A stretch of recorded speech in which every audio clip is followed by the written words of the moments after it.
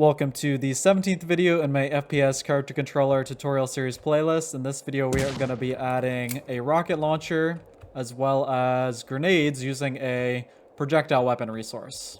And the full source code for the character controller as well as the playlist, which we built the rest of the character controller we built up so far, they'll all be linked in the description, as well as the weapon asset pack, including all these free models, some of which I created, and some other CC0 assets I gathered. That is all available in the description. So let's get started building the RPG and grenade weapons. So yeah, the RPG and grenade weapons we're about to create are both going to hinge on a very similar principle that we used last tutorial to create the knife weapon using a melee weapon resource. So we extended the normal weapon resource we created in the weapon manager tutorial, and we overrided the fire shot function to customize the behavior for melee weapons, which have different behavior for their bullet rate cast. So similarly, we're going to start off much the same way. I'm going to go ahead and create a new script, and I'm going to inherit from the weapon resource again. And this time I'm going to call it projectile weapon resource, and I'm going to create a new file in my weapon manager folder, and I'm going to call it class name projectile weapon resource, and I'm going to add a few variables here. So a projectile weapon resource is going to be some weapon that fires any type of object. So in normal weapons, it's just like a bullet raycast, which directly applies damage to the player or whatever they're shooting. The projectile weapon is going to spawn a packed scene of any sort. So you can create a scene in Godot. We're going to be creating rigid bodies for the missile and grenade, and you can attach the missile and grenade to the projectile export variable for the resource to decide what the projectile weapon is going to shoot for its projectile. And then we are going to have the projectile relative velocity and projectile relative spawn pose and projectile relative spawn rotation. I think this is pretty self-explanatory, but we are going to have the projectile shooting out in the negative Z direction. Usually it's going to be forward for your character controllers.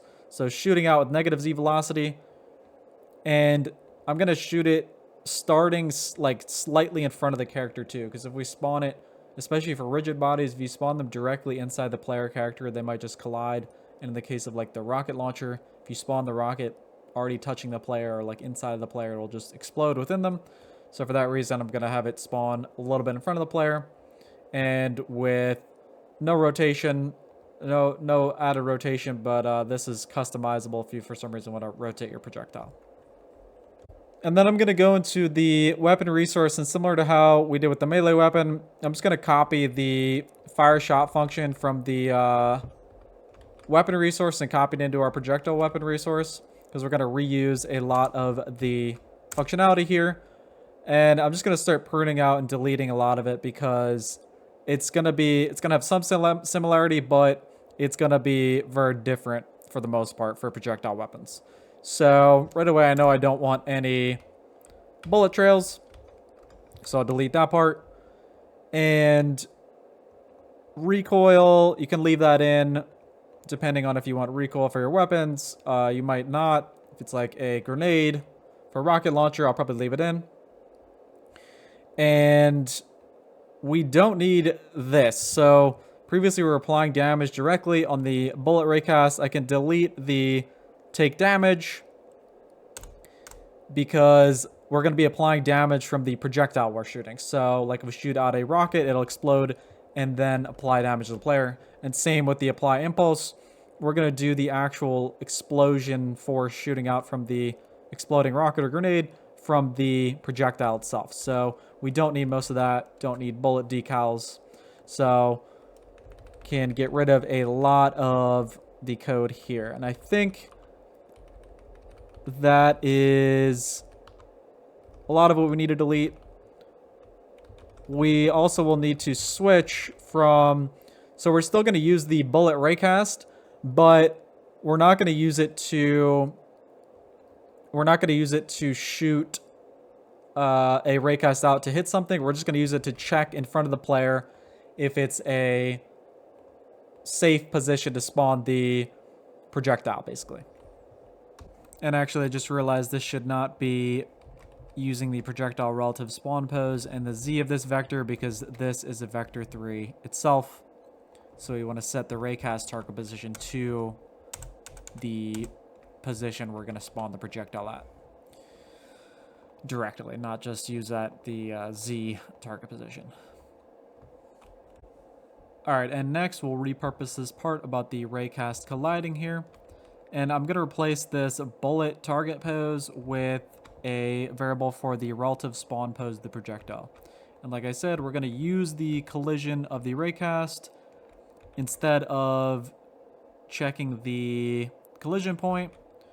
We are going to, instead of checking the collision point for the bullet raycast, we're just going to use the collision point to make sure we're not spawning the projectile in a wall. So if we do collide with something on the bullet raycast, which is a raycast from the player's vision or the intended spawn point of the projectile or the center point, like the bullet origin, if that point to the intended spawn point of the projectile hits a wall, then we want to limit how far we spawn the projectile away from the player to just that raycast, so we don't phase it through the wall essentially and spawn it on another side of a wall or like inside of an object, potentially like clipping into something, glitching out. So I'm going to set the relative spawn pose to the raycast. This is the raycast global collision point. And if you take the affine inverse of the global transform of something, you get a transform 3D that when you multiply with the position will make a global position relative to some object. So we're making the raycast collision point back relative to the raycast itself. So that's going to give us a relative spawn pose. And I have a transform 3D video. I always mention this in my tutorials, but I recommend you check out my how Godot's transform 3D type works if you want to know more about transform 3D in Godot and all of these transforms, which ultimately are matrix transformations and matrix math. So yeah, we are doing some matrix math here to set the relative spawn pose not past the raycast collision point. And I am limiting the length of the relative spawn pose and reducing the length by negative 0.5. So this is just to give it like a little bit of a smaller buffer, or make it even like closer to the player. So if we hit something, we want to give some small buffer before the wall so we don't like accidentally clip the projectile onto the wall. So we're just adding a little bit of extra buffer if the raycast hits a wall to make sure we don't spawn the projectile in. Hopefully that'll make sense. And now we have a relative spawn pose that we can safely spawn the projectile. So we'll instantiate the projectile scene into this object variable. And then I'm going to spawn the object into the scene by adding it as a sibling to the player. And then I'm going to do some more matrix math here. Transform 3D. So I'm going to set the global transform of the object to the relative spawn pose. So like the second argument of the transform 3D is the origin or position of the object. And the first argument is the rotation. So we are just converting the projectile relative spawn rotation to a basis, which you need to pass in a basis to the transform 3D. Basis encompasses both rotation and scale, but we're basically just converting the XYZ rotation up here to a basis so we can multiply the transform 3D with it. And then that will give us the relative spawn, rotation, and position of the projectile. And then we're making it global by applying the raycast global transform, which is what the position and rotation are relative to. And then finally, we are going to set the object's linear velocity. So that is a little bit more transform math up here. So we have the relative velocity. This is relative to the raycast, which is going to be like relative to where the player is looking. So we're shooting it forward in the negative z, but that's always going to be relative to where the player is looking. So we're multiplying it by the raycast's basis to apply the rotation of whatever direction that we're looking in. So it's going to be forward relative to where we're looking. And then I'm also adding the character body 3D's velocity to that. So if the player is like running, then physics-wise, it makes sense that the projectile would go both the speed of the player plus like the how fast it shoots out the rocket, essentially. So like if the player's moving really fast, then, you know, they won't like shoot a rocket and then like, you know, they run into the rocket head first before the rocket even, you know, reaches its destination, basically, if that makes sense. Okay, so that's pretty much all the code we need to write for the projectile weapon resource class. Now we can start making the individual weapons for it. So similar to how I made the knife, I'm going to make a new folder for my rocket launcher called RPG. And then I'm going to make a new resource, which is an instance of the projectile weapon resource class. So called RPG. And then open it up, and you'll see it needs the projectile packed scene, which we set up as an export variable passed in. And for that, I'm going to create a new scene. And I'm going to make it a rigid body 3D, because we're shooting physics objects out of the gun. And I'll call it rocket.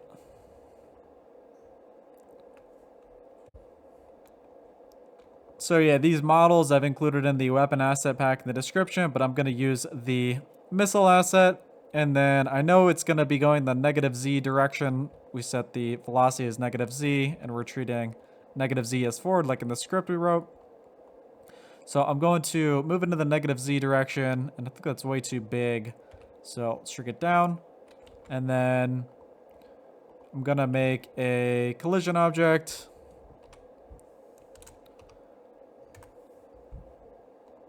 Create a capsule collision shape. Rotate this as well.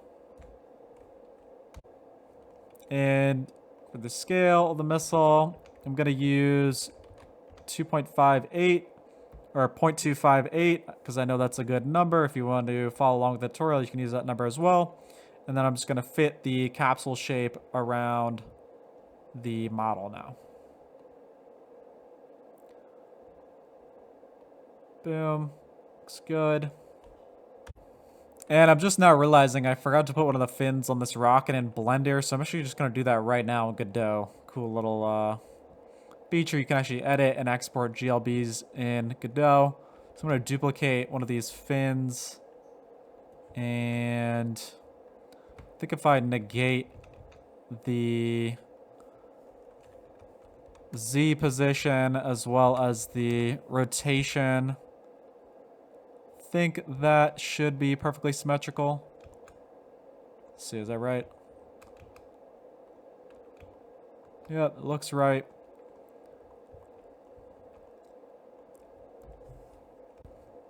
So yeah, I've edited it. Now I'm going to export it as a GLTF or GLB.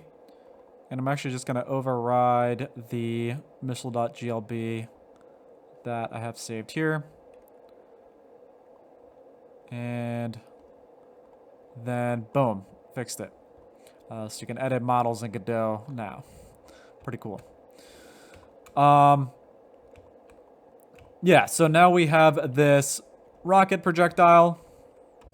Everything's pretty good. One thing you might want to click on for projectiles especially is continuous collision detection. So continuous collision detection tries to predict where a moving body will collide instead of moving it and correcting its movement if it collided. So yeah, it will miss fewer impacts for small, fast-moving objects. This is especially important for projectiles. So I'm going to click that on for our rocket projectile. And then I'm going to go in our RPG resource, and I'm going to drag on the missile to that.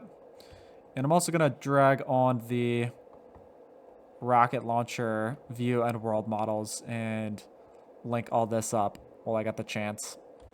Yeah, so I just dragged on the view and world model, and you can, if you're following along, copy these numbers. I just already had this done, so I just copy and pasted it in. And one thing I'm going to do for the world model is make it unique. This is an important little note. So, like, scenes are shared in Godot. This is a whole topic for another video, but because if you're doing something like applying a view model shader to the view model, and because I don't have a separate view model for the rocket launcher, because they're the same scene, Godot actually shares them, and it would apply the shader to both unless you do right-click, make unique. So I'm going to make the world model unique for the rocket launcher model. And I'm going to set the current ammo to 11, magazine capacity 111. I'm going to turn off auto fire, and I'm going to reduce the max fire rate way down. Or way up, rather. Increase the time between firing. And then with that, I'm just going to go over to our player and equip the RPG. And we should have like a semi-working projectile weapon resource now. So... oops. Okay, I accidentally put the missile.glb model on instead of the rocket.tscn. So the rocket is the actual rigid body, and I accidentally put the model on. So now it'll work.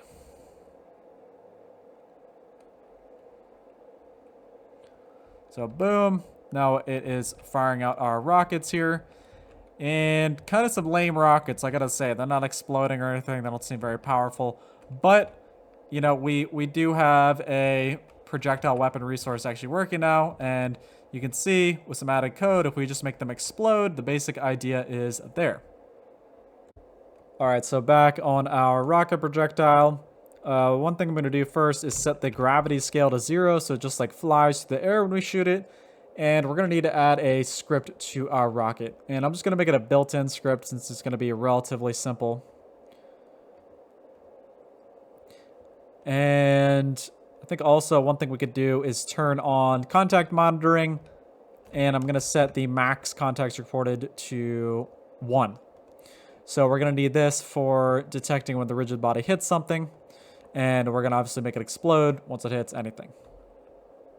Alright, so setting up the script for this, I'm going to just delete the ready function, and we're going to use the process function though. And then I'll add a timer variable to our rocket.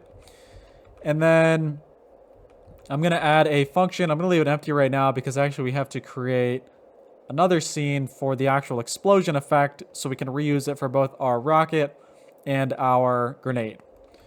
So I'm going to create this explode projectile function, and we're going to give it the normal of the collision as well as the object we collided with. And so we'll call that from our function integrate forces. So this you can hook into the basically physics state or the underlying physics engine of the object using this.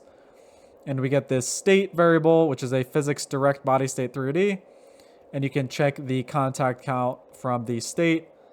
And if the contact count is greater than 0, meaning we're colliding with something, then we'll call the explode projectile function with the contact points normal.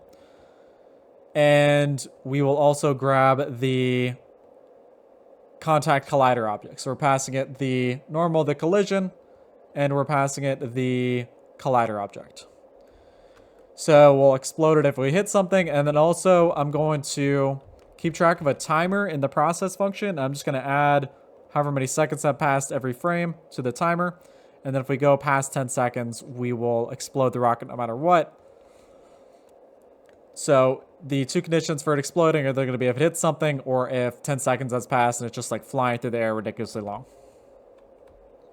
Okay, so the rocket class is going to be pretty simple. Most of the interesting stuff here is actually going to happen in a explosion effect class. So I'm going to create a new scene, node 3D. I'm going to call it explosion effect. So this is going to be a visual explosion effect, and it's also going to do things like push physics objects and players away for stuff like rocket jumping. So I'm going to create an explosion effect. And I know I'm gonna need a decal. I know I want a audio stream for the sound. And I know I want some GPU particles. Another thing we're gonna add is an area 3D for detecting if players or objects are around the explosion.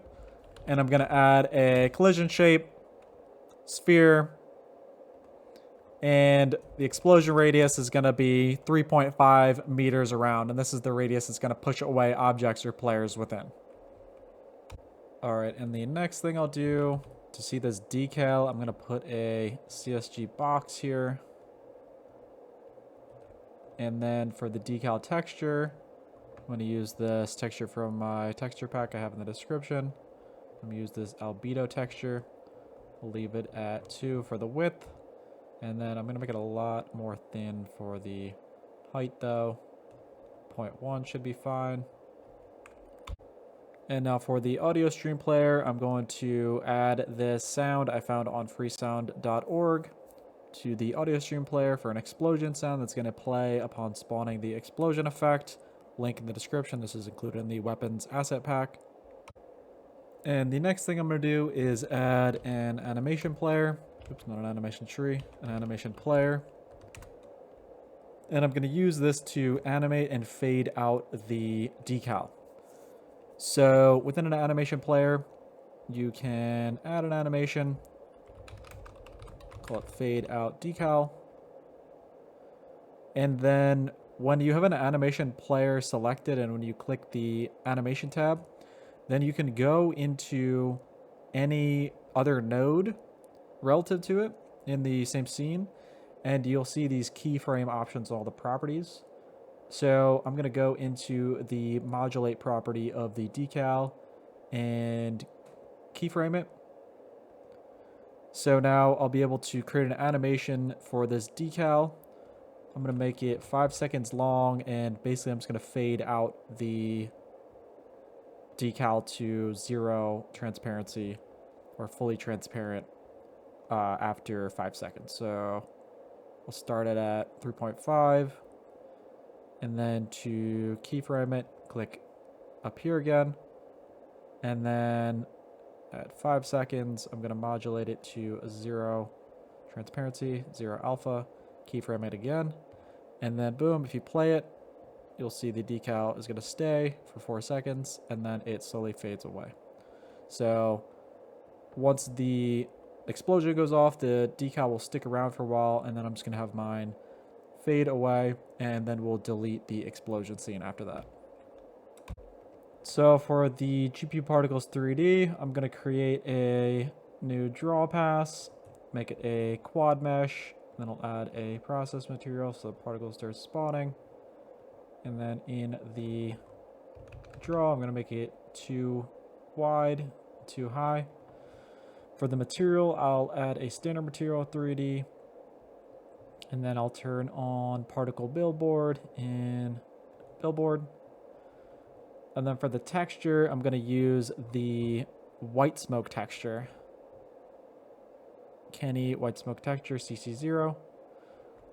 And then I'm going to go into the normal map, enable it, and add a new noise texture 2D, and also enable or add a fast noise light to noise texture.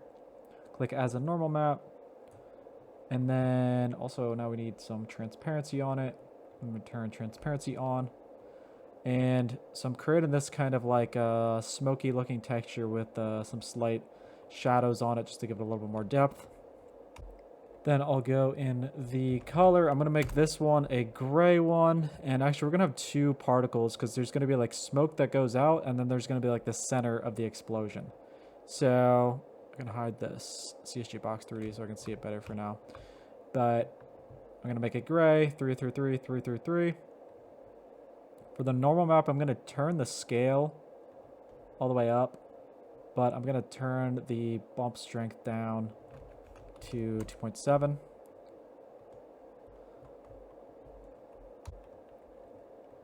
In the noise section, I'm going to crank it down to 0.042 to make it a little bit more subtle on the normal map there, because that looks more right to me. And then one of the last things I'm going to do is turn on in 3D space because I like how that looks a little more. It makes like a subtle difference. Not that much of a difference, but I like how that looks a little bit more. And then I'm going to go into, for the last edit on the material of the particles, I'm going to go into vertex color and then click use as albedo.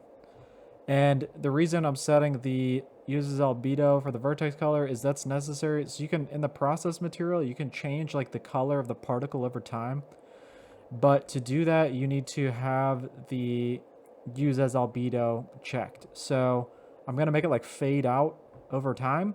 So like the smoke slowly fades away. But yeah, to do that, you need to have use color as albedo checked on the particle material.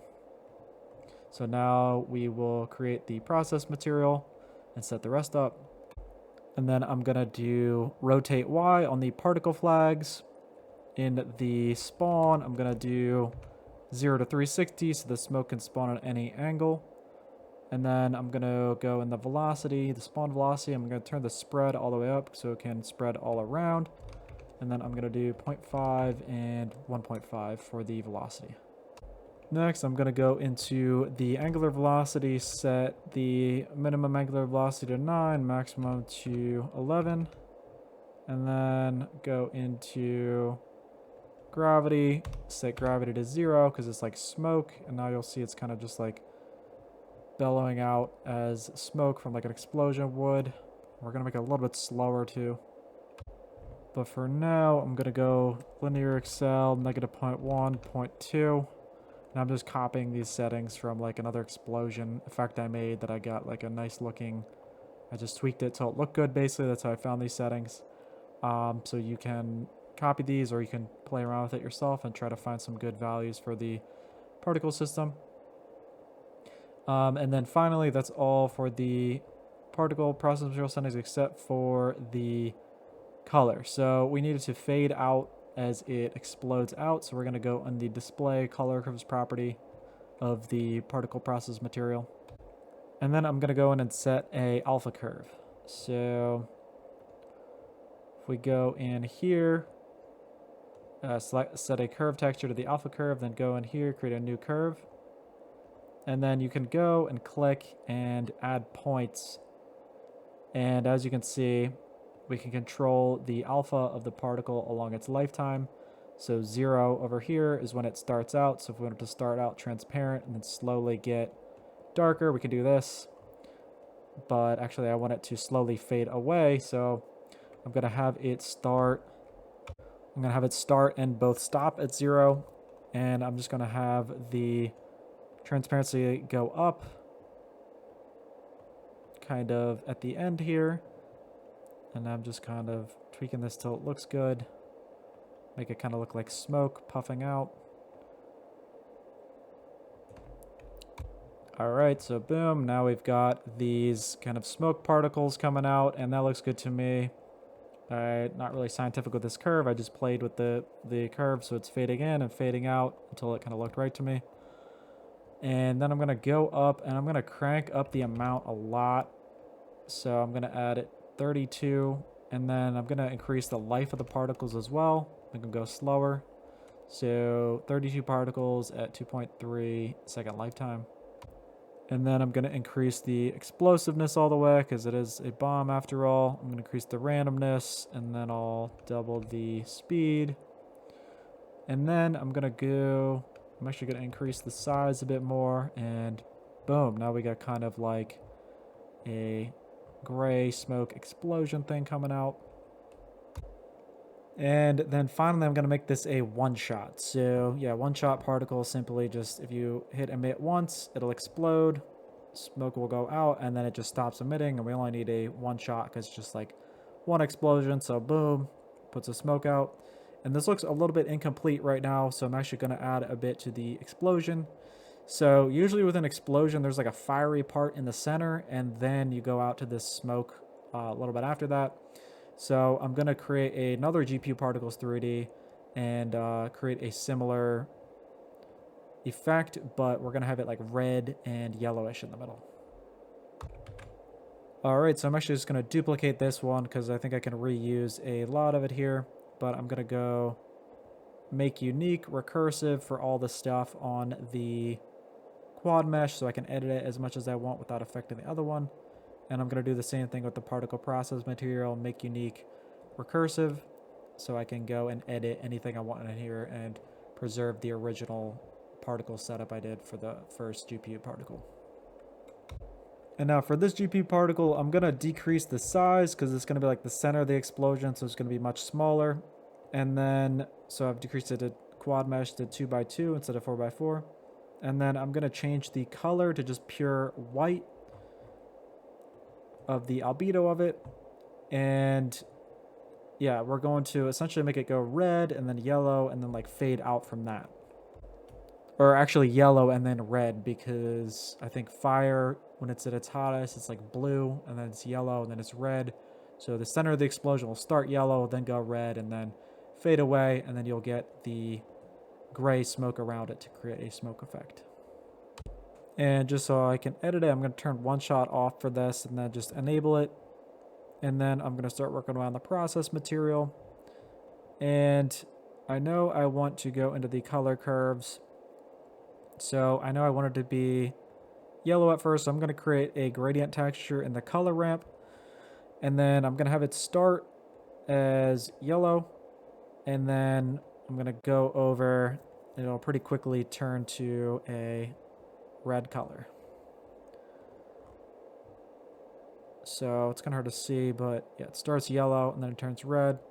And then I'm actually going to go into the curve texture as well. And it's kind of hard to see because it starts transparent right now, but I'm actually just going to right click, delete some of these curve points. And I'm going to have this one start as fully opaque and then fade out. So it's just going to start as fully opaque, fade out, and then I'm going to go over to, yeah, so it starts with yellow, and then I'll go to red, so slight off red, and then I'm going to go to, yeah, so it starts as this yellow, 255, 2550, and then it goes to like an off red color here. And then boom, that's already starting to look pretty close, but I'm going to go up to the particles.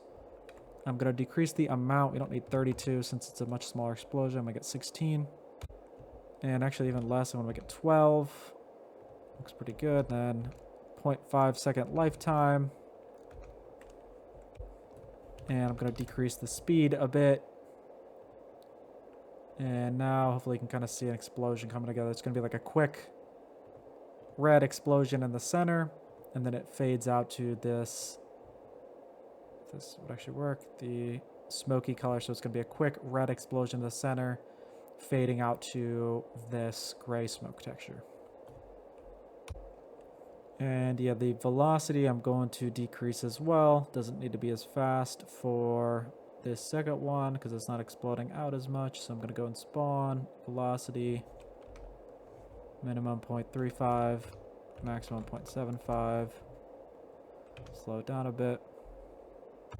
And I also turned on the normal map on the GP Particles 3D2. So I think that looks pretty good as an explosion now. So if we see them together, so it's going to be like red in the center, and then it has like a gray kind of explosion going out. I think it looks pretty good. So I am going to turn both of these to one-shots, and then I'm going to trigger them from within a script. So I'm going to create a new built-in script on our explosion effect.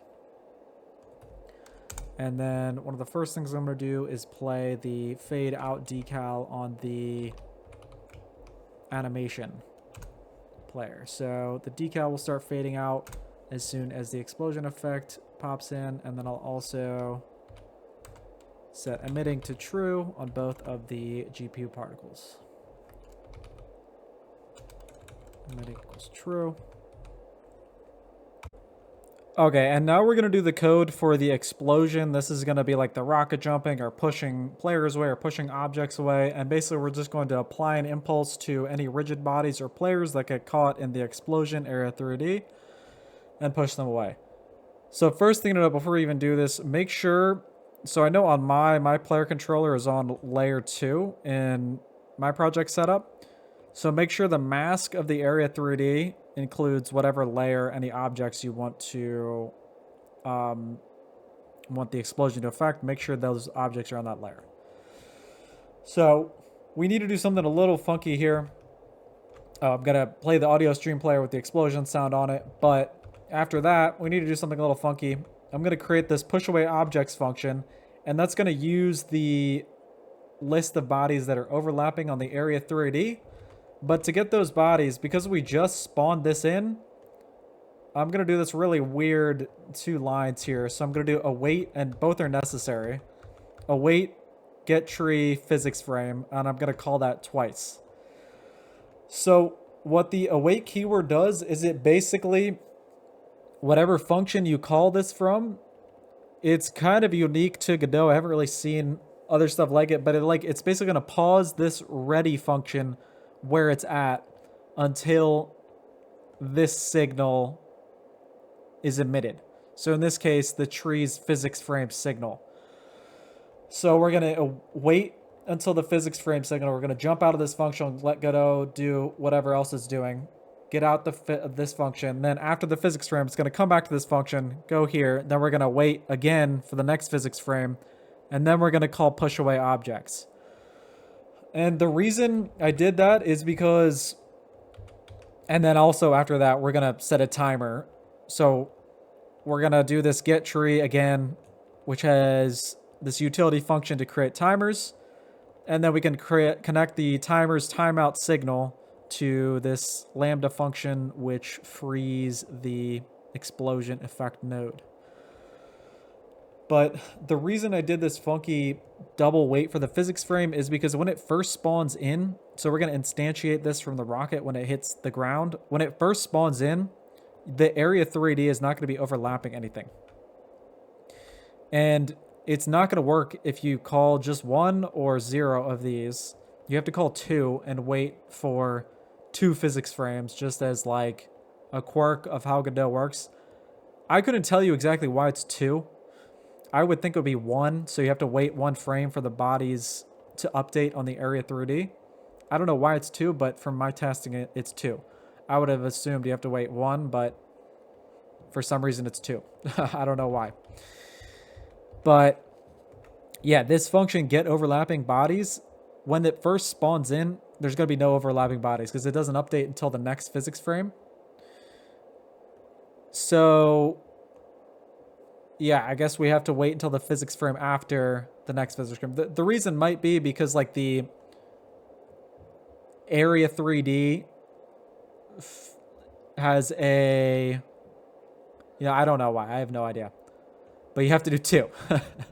You'd have to dig into the source code of Godot for why. And honestly, who knows? Maybe that's even a bug. But you have to wait 2 physics frames till the overlap bodies of the area 3D updates.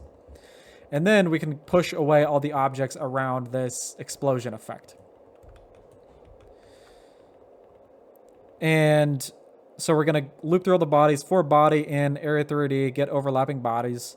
And this is just going to, simply as it sounds, it returns a list of all of the physics body 3Ds, and I guess grid maps as well. But all the physics body 3Ds that are overlapping our explosion area. So if the body is a character body 3D, I'm going to increment the Y position of it up a little bit because I want to like bias it so that it explodes like outwardly rather than like to the side or whatever. I want them to tend towards going up, so I'm gonna pretend the body is in one position above than it actually is.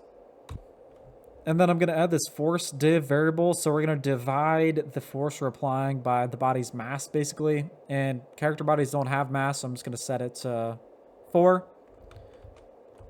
But for rigid bodies, they do have mass, so we can divide the force by the body's mass, meaning that heavier bodies will have less force applied or less velocity applied to them. They'll get pushed away less. And then I'm going to make sure it's no less than 0.01 because I don't want to like get infinite speed. Force direction, we get the direction from global position to the body pose, so a vector pointing from the center of the explosion to the body. And then the distance is the body position minus the position of the explosion, the length of that. Pretty simple. And then the rest of it here. So we're going to create this random vector, and lerp goes lerp A to B by C. So really I could have just made this like a multiply, but I did it as a lerp. So yeah, so we're basically multiplying explosion force by this right here. And so we're doing 1 minus the body dist divided by 3.5. And that's just another magic number. But we're getting a number between 0 and 1. So we're clamping this variable between 0 and 1.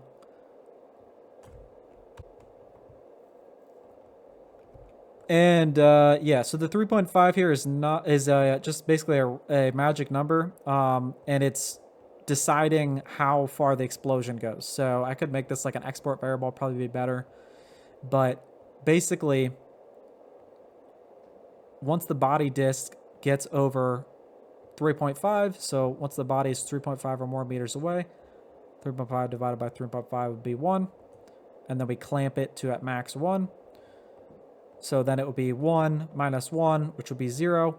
And then the explosion force would get lerped towards 0. So basically we're just saying with this, there's probably a simpler way to write this, but this is how I initially thought of it.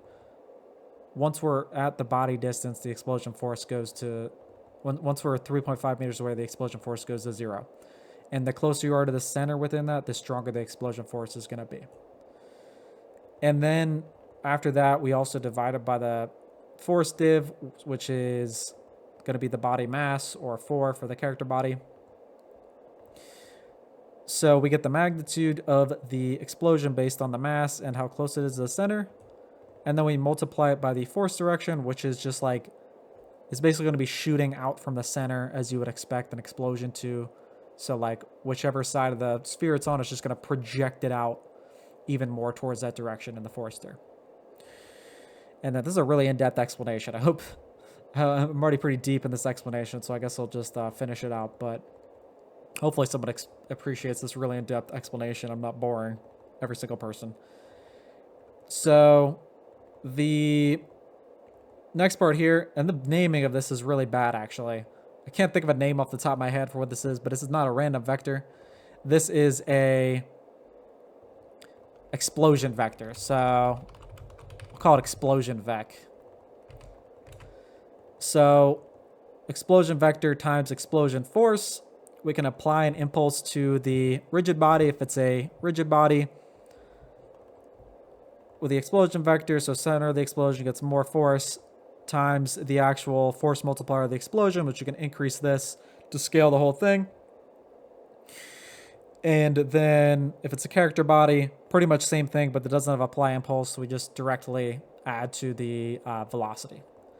And then actually what I'm going to do is do export var max explosion dist equals 3.5. So we can go and yeah, just divide the body dist by the max explosion dist. And that's what we were already doing, just make the code a little bit more clear. And then also I'll add a export var explosion damage, say 10. And then we can go if body.has method take damage, body.take damage, explosion damage. Boom. And then boom, there you go. And that is all the code you need for the explosion. And then we could just spawn it in our rocket over here. And I think I already added the code in. Well, I paused the video, but yeah, so this is the final correct code for the rocket projectile script. And all this source code is on GitHub as well. I feel like most people probably watch the video or like skip through it and then look at the GitHub source code. So explain this a little bit as well. So the explode projectile function, it just spawns in the explosion effect scene, preloaded in, then instantiate it, then add a sibling to the rocket rigid body before we free it. The explosion effect, then we set the global transform, that's the position and rotation, to the position passed into the explode location. And this quaternion trick here, so this is kind of like a black box. You don't have to fully understand. I don't fully understand quaternions. Very few people do, but essentially what this constructor does, this form, you pass in 2 vector 3s, and you can find a rotation that gets you from, like if you have an arrow pointed directly up out of your object, what rotation would get you to where that arrow pointed directly up is now pointing in the direction of the normal. So then we can, boom, put the explosion flush with the surface, so like the decal is onto the surface pointing up in the same direction as the surface normal. And then the position just defaults to the global position if it like explodes in midair. Otherwise, and then yeah, we queue free the rocket after we spawn in the explosion effect. But in this integrate forces function of the rigid body 3D, you get the contact local normal, and this says local normal, but if you right click look up symbol, it returns the contact position of the body in the global coordinate system. And the get contact local normal, I believe it does the same thing. I believe these are both in global coordinate systems. I actually don't know 100% sure because my physics bodies in my world aren't rotated. So let me double check actually. So yeah, from what I can tell, both of those functions return the global normal and the global position, even though they say local. Kind of confusing, but that is how it's set up.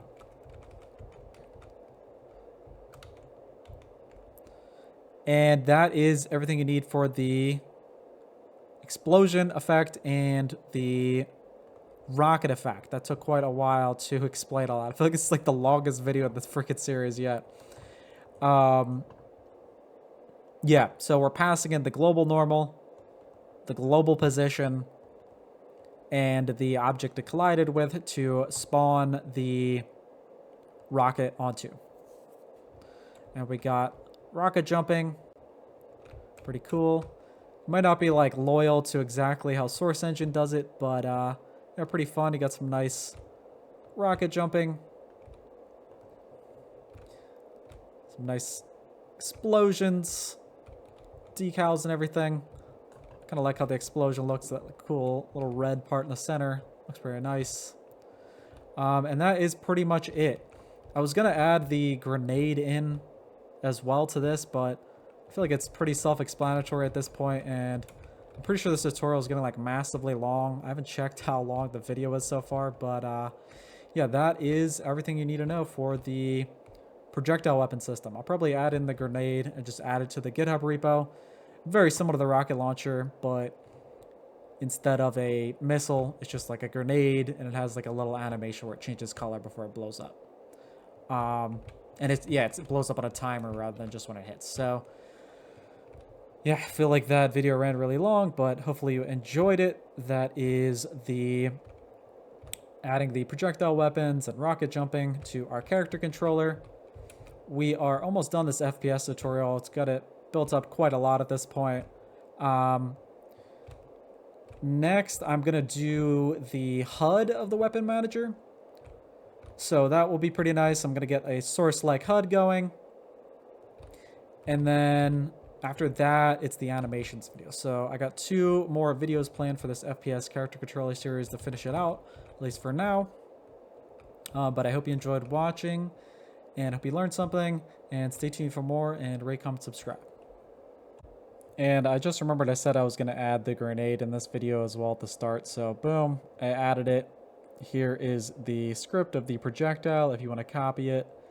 Very basic. And you can also check the GitHub repo as well. All the code and models for it are there. And in the weapon assets pack in the description, we have the grenade as well. And pretty much just set it up like the rocket launcher, set the grenade projectile. Very similar code, and I'm spawning the explosion effect just the same, and I just have it blinking green and red as the timer goes down. And boom, spawn a bunch of grenades, a bunch of explosions, good stuff. And grenades will also send you flying too, if I don't run out of ammo.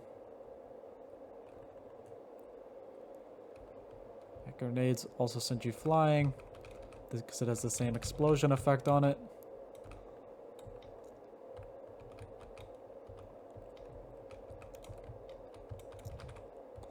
Boom. Good stuff. And yeah, I hope you learned something. Hope you enjoyed the video. And now we have the RPG and grenade done. Thank you so much for watching and have a good day.